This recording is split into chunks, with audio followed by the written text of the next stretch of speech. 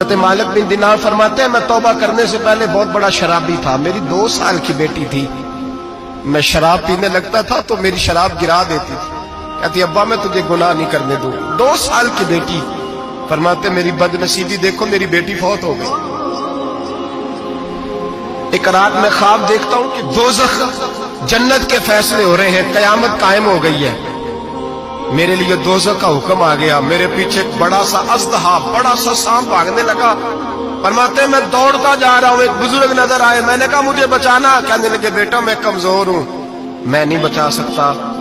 कहते हैं मुझे मेरा इशारा किया, कहने लगे पहाड़ की तरफ जा, शायद तू बच जाए। कहते मैं पहाड़ की तरफ जा रहा था तो वहां से बेटी आ रही थी। मेरी बेटी दौड़ती आई, मेरी गोद में बैठी और असदे से कहने लगी दफा हो जा, तू मेरे अब्बू को नहीं जला सकता। कहते हैं वो 2 साल की बेटी की आवाज सुन के वजदा भाग गया। मेरी गोद में बैठ, ख्वाब देखना, मेरी दाढ़ी से खेलने लगी। कहने लगी अब्बा मैं तुझे मना करती हूँ ना, शराब ना पिया कर, शराब। तो मैंने कहा बेटे ये क्या है सारा कुछ का? अब्बा जी ये तेरे बुरे अमल है जो अज़दहा बन। तो बुजुर्ग कौन थे? कहने लगे बेटे अब्बा जी वो आपका नेक अमल है, पर वो कमजोर बड़ा था, आपको बचा नहीं सका।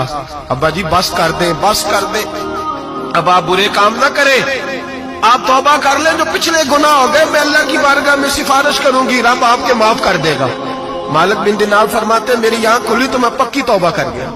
बेटियां तो बख्शवाने आई हैं दुनिया में, बख्शवाने।